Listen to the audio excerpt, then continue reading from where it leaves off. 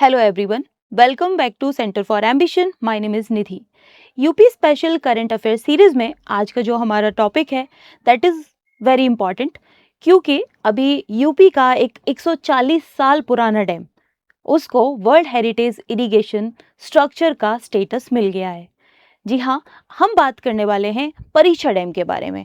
हम इस पूरे वीडियो में कवर करेंगे कि ये परीक्षा डैम कहाँ पर बना हुआ है, कौन से रिवर पे बना हुआ है और इस डैम का जो झांसी है, जो हमारा यूपी का डिस्ट्रिक्ट है, उसमें क्या इसका रोल प्ले है। ठीक है, ये सारी चीज़ों के बारे में बात करेंगे और ये जो इसको वर्ल्ड हेरिटेज इरिगेशन स्ट्रक्चर का जो स्टेटस मिला है उसका क्या इम्पोर्टेंस है, इन सब चीज़ों के बारे में एक एक करके बात करेंगे।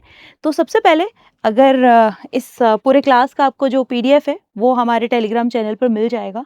तो सबसे पहले न्यूज़ की बात करते हैं, परीक्षा डैम या परीक्षा बियर। ठीक है, अब ये जो है पर्टिकुलर डैम जो है ये कहाँ पर है, ये है झांसी में। याद रखिएगा इसका लोकेशन, क्योंकि ऑब्वियस ही बात है कि प्री के लिए आपको याद रखना है इसका लोकेशन। लोकेशन है झांसी, और झांसी में भी क्या है, बेतवा रिवर। कौन सी रिवर है, बेतवा रिवर। तो बेतवा रिवर पर ये एक डैम बनाया गया है जिसका नाम है परीक्षा डैम, और इसको रिकॉग्नाइज किया गया है by the international commission on irrigation and drainage, यानी कि ICID। इन्होंने इसको वर्ल्ड हेरिटेज इरिगेशन स्ट्रक्चर का स्टेटस दिया है। समझ में आया? अच्छा, ये क्या मतलब, इसका इम्पोर्टेंस क्या है? अब इम्पोर्टेंस ये है कि ये जो डैम है ना, this is 140 years old. This is 140 years old, 140 साल पुराना डैम है। ब्रिटिश एरा के टाइम में, ब्रिटिश एरा में ये बनाया गया था, लाइक 1861 से लेके 1866 के नियर अबाउट इसका कंस्ट्रक्शन हुआ था। तो सोच के देखिए कि इतनी पुरानी बिल्डिंग, उसको इस तरीके से रिकॉग्नाइजेशन मिलना या फिर एक स्टेटस दिया जाना अपने आप में बहुत इंपॉर्टेंट न्यूज़ हो जाती है जब हम करंट अफेयर सीरीज पढ़ रहे होते हैं। तो इसीलिए मैंने कहा था कि ये बहुत ही इंपॉर्टेंट न्यूज़ है। आगे चलते हैं। अगर मैं इसकी बात करूं कि ये जो पर्टिकुलर डैम है ये कहाँ पे बना हुआ है, ये बेतवा रिवर पर बना हुआ है। ठीक है, बेतवा रिवर पर बना हुआ है और ये बेतवा कैनाल सिस्टम है। अगर आप इसकी लोकेशन की बात करें तो अगर आप लोकेशन देखेंगे तो ये यूपी का मैप है। ठीक है, ये पूरा यूपी का मैप है। यूपी में इधर नीचे ललितपुर, झांसी, महोबा, ये सब एरिया लगते हैं, यहाँ पे झांसी है। ठीक है, ये जो झांसी वाला एरिया है, यहीं पे हमारी एक रिवर फ्लो करती है जो कि बेसिकली मध्य प्रदेश से निकलती है, बाद में ये जाके यमुना रिवर में मिल जाती है। ठीक है, अब इसके बारे में और बात करेंगे डिटेल में। तो यहाँ से एक रिवर निकलती है जिसका नाम है बेतवा। इस बेतवा रिवर पर ही ये डैम बना हुआ है। याद रखेंगे कि बेतवा रिवर पर ही ये डैम बना हुआ है।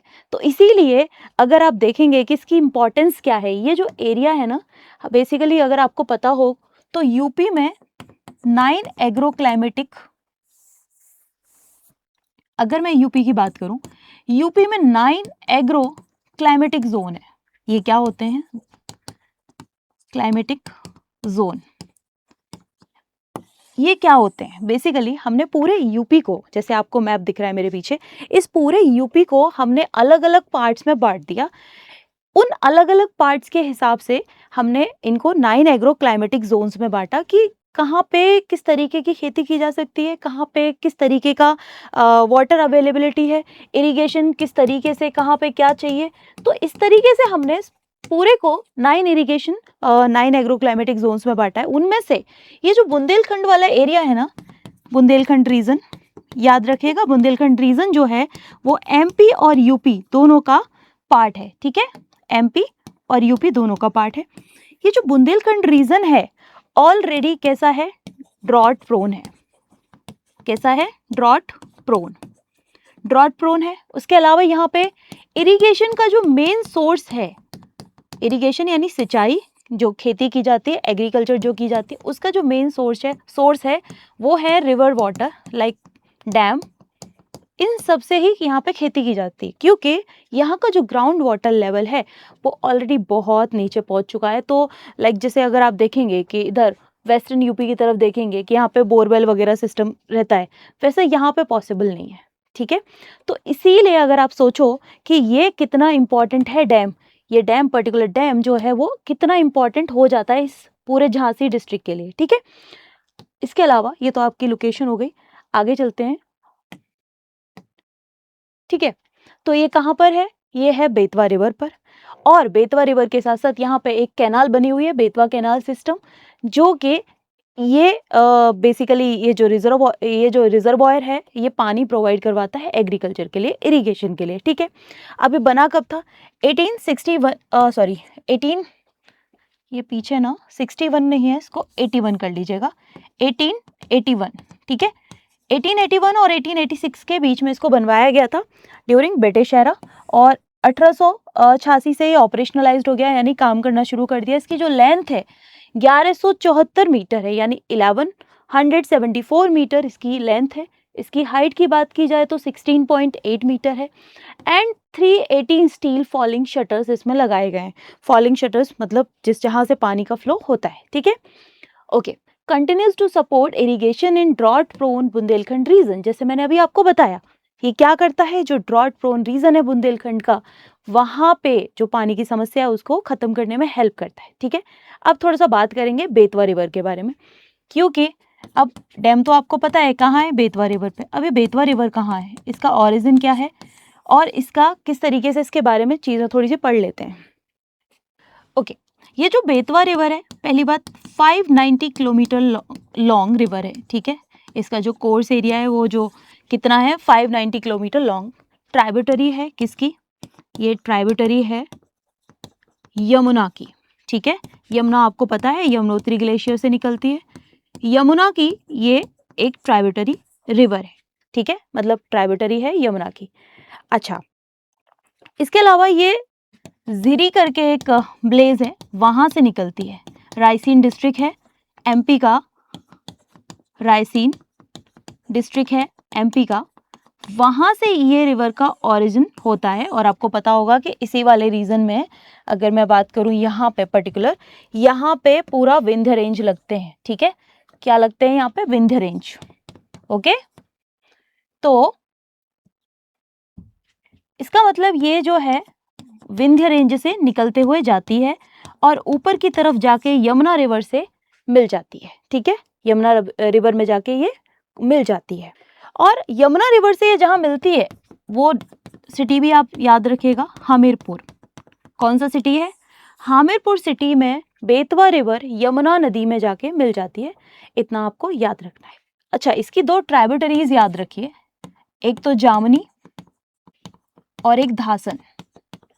जामनी और धासन इसकी दो ट्राइब्यूटरीज हैं, यानी दो छोटी छोटी रिवर हैं जो बाद में जाके बेतवा रिवर के साथ मिक्स हो जाती हैं, ओके। अगर मैं इस बुंदेलखंड रीजन की बात करूं, यहाँ पे एक माता टीला करके डैम भी है, माता टीला डैम भी है, वो भी आप याद रखिएगा कि माता टीला डैम भी यहाँ पर है, जो कि इरिगेशन के लिए वाटर अवेलेबिलिटी प्रोवाइड करवाता है, ठीक है। और दूसरा है यहाँ पे राजघाट, और सबसे ज्यादा जो इंपॉर्टेंस है इस बेतवा रिवर का, वो आपको याद होगा कि सबसे पहला इंटर रिवर लिंकिंग प्रोग्राम जो स्टार्ट किया गया था, यानी रिवर्स को लिंक करने का जो प्रोग्राम स्टार्ट हुआ था वो यहीं से स्टार्ट हुआ था, रिवर इंटरलिंक। ये क्या होता है, सबसे पहला केन एंड बेतवा, आपको याद आ रहा होगा। और अभी रिसेंटली बेतवा रिवर को लेके थोड़ा सा विवाद भी चल रहा है, ठीक है। Ken Betwa river link project सबसे पहला इंटरलिंकिंग प्रोजेक्ट है, जहां पे दो नदियों को एक दूसरे के साथ लिंक किया जाता है, ताकि वाटर अवेलेबिलिटी जो है वो हमेशा, यानी कि हर एक मौसम में बनी रहे। लाइक विंटर्स रहते हैं तब भी, ड्रॉट वाला सीजन आता है लाइक समर टाइम में तब भी। तो अगर आप मोटा माटी चीजें देखोगे तो आपके लिए यहाँ पे इंपॉर्टेंट है पहले ये डैम बना है बेतवा रिवर पर। बेतवा रिवर का जो मैंने बताया कि ये झिरी नाम का एक गाँव है रायसीन डिस्ट्रिक्ट में, और ये विंध्य रेंज से निकलती है, एमपी से होते हुए फिर ये निकलती है, और यूपी में जो यूपी का एक सिटी है जिसको हमीरपुर कहते हैं, हमीरपुर में जाके यमुना रिवर के साथ ये मिल जाती है, ठीक है। एंड आगे आपको पता है कि यमुना रिवर गंगा नदी में जाके मिल जाती है, that is a very common thing, okay. इसके अलावा इसकी दो ट्राइब्यूटरीज आपको याद रखनी है, जामनी एंड धासन। इसके अलावा बुंदेलखंड रीजन में और भी दो डैम है, एक है राजघाट, एक है माता टीला। ये 2 डैम भी आप याद रखिएगा। इस तरीके से ये जो डैम है 140 साल पुराना बना हुआ है, 1881 में बनाया गया था और 1886 में ये काम चालू कर दिया था। तो ये पूरा एक रूपरेखा है जो हमें समझना है, क्योंकि जो क्वेश्चन बनेगा वो यहीं से बनेगा।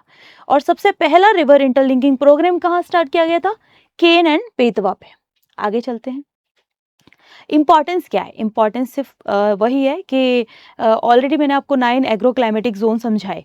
उसमें से मैंने बताया कि बुंदेलखंड रीजन पर्टिकुलर एक ऐसा रीजन है जहाँ पे बहुत ज़्यादा ड्रॉट प्रोन रीजन है, जहाँ पे इरिगेशन रिलेटेड इश्यूज रहते हैं। तो इसीलिए एग्रीकल्चर के लिए ये जो डैम है इसकी इंपॉर्टेंस बहुत बढ़ जाती है, क्योंकि बुंदेलखंड में ये इरिगेशन को सपोर्ट करता है। लाइक यूपी और एमपी, मैंने बताया दोनों एरियाज में ये पानी की अवेलेबिलिटी प्रोवाइड करवाता है। ठीक है। इसके अलावा water management, like demonstrate the durability of historical irrigation engineering heritage. जो वर्ल्ड हेरिटेज इरिगेशन स्ट्रक्चर है उसने रिकॉग्नाइज किया is given to irrigation structure generally over 100 years old that continue to perform their original function। देखो simple सा मतलब समझो कि ये जो इसको स्टेटस मिला है वर्ल्ड हेरिटेज इरिगेशन स्ट्रक्चर का, इससे ये साबित होता है कि हमारे यहाँ पे इतना बढ़िया फैसिलिटी है, इतना अच्छा फैसिलिटी है जो कि 140 सालों से भी ज़्यादा, मोर देन 100 years कह सकते हैं, अभी तक फंक्शनल है।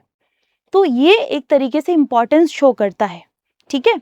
दूसरा हो गया इंजीनियरिंग सिग्निफिकेंस है कि ये regulated gate system increase reservoir storage capacity from about 1700 to 240 2400 million cubic feet water. कहने का मतलब इतना इसकी कैपेसिटी बढ़ाई जा रही है। ठीक है। और बाकी इसमें इतना ही है, इसमें ज़्यादा कुछ है भी नहीं।